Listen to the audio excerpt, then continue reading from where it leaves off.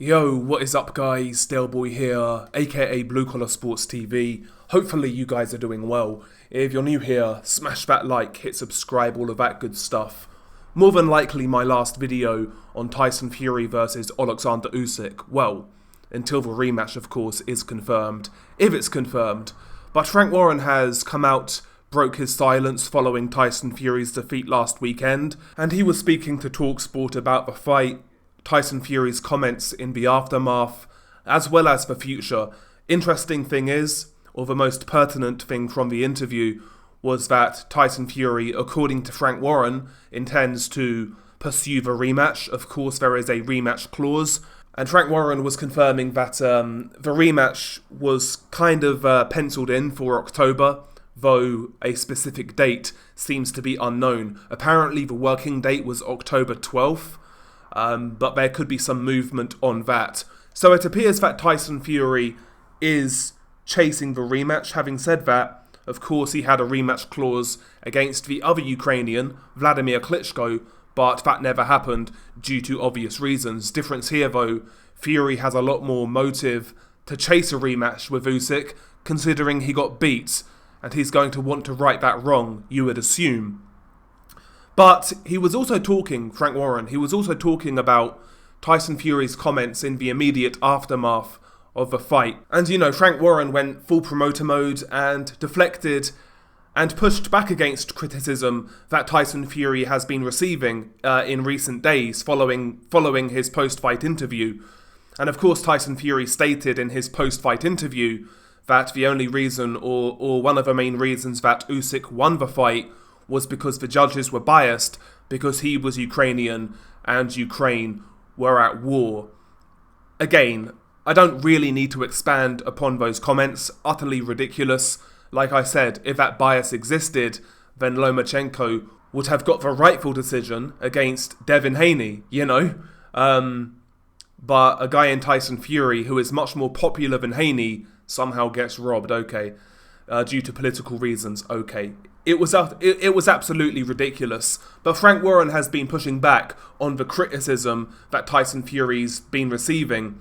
And lo and behold, like many people use in 2024 and in these modern times, Frank Warren immediately goes to the mental health card. A card in which Tyson Fury has used in his career to alleviate himself of responsibility and wrongdoing. Again, that's becoming a trend though. That's not just with Tyson Fury.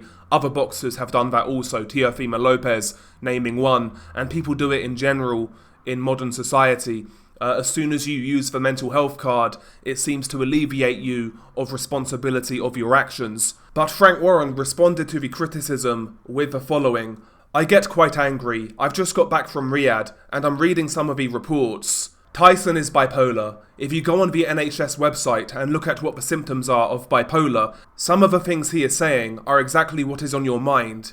If it's in your mind, you say it. That is one of the symptoms, unfortunately. So yeah, Tyson Fury came out with those comments because he's bipolar. And, you know, if you criticize Tyson Fury, according to Frank Warren, then it's out of order and he gets angry. Once again, I believe this shows the level of delusion surrounding Team Fury. So many yes men in that camp. And ultimately, many in that camp appear to be enablers, enabling Tyson Fury of bad behaviour, which obviously will then seep into his professional life, possibly affecting his training, etc., affecting how he prepares for fights, and we've seen that throughout Tyson's career. The only time Tyson was really locked in and loaded, as they say, would be when he was with Peter Fury, a guy who's not a yes man, a guy who, despite being family, isn't going to take any prisoners, you know. And I believe Tyson Fury needs that kind of person as his lead man, as his lead trainer. A guy who has complete control of the training camp from top to bottom, because Peter Fury organised Tyson's training camps. He organised the structure of his training, from sparring partners to when he does road work, strength and conditioning, sparring, etc., study, etc. Peter Fury ruled the roost. And it wasn't overly complicated back then. There was one lead voice, and that was it. These days, there are a gaggle of people surrounding Tyson Fury, many of which I don't see the value in. namely John Fury, obviously, but also Andy Lee, people like that. Tyson Fury needs somebody to put the fear of God into him, not enable him with these bullshit excuses such as what Frank Warren is doing. Because that hasn't helped Tyson Fury, in my opinion, throughout his career. And it's easy to say now because he's lost the fight, but I think this was always going to happen. This would always come to a head at some point in time. You can't live the way Tyson has lived in recent years and not come unscathed in a sport like boxing, and now the chickens are finally coming home to roost. The issue for Tyson Fury is, at 35 years old, has he left it too late? Coming up to 36, maybe he's left it too late. And I know Usyk is older, but he's a guy who's looked after himself outside the ring. His training is much more structured. He's an ultimate professional at the end of the day, whereas Tyson has only really acted like a professional when he was with Peter Fury. And ever since then, I feel like Tyson Fury's been surrounded by yes men, hangers-on, and enablers, ultimately. And to me, these comments from Frank Warren just really emphasise those problems. You know, they just emphasise those problems. It's so corny coming out with those excuses to explain away Tyson's behaviour post-fight. It's so corny.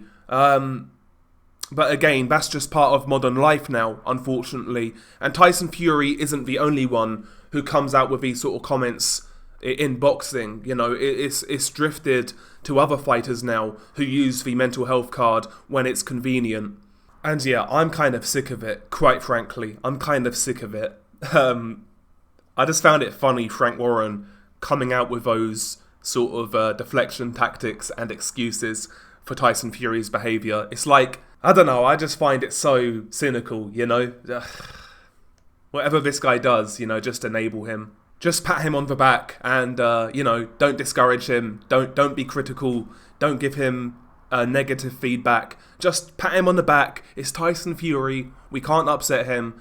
But ultimately, you know, Tyson Fury needs somebody to say to him, get in the real world. You lost the fight. Let's train. Let's get better. Let's make adjustments. Because ultimately, if you think about it, if he truly believes that, and that belief is then manifested by his team and encouraged by his team, why would you get better?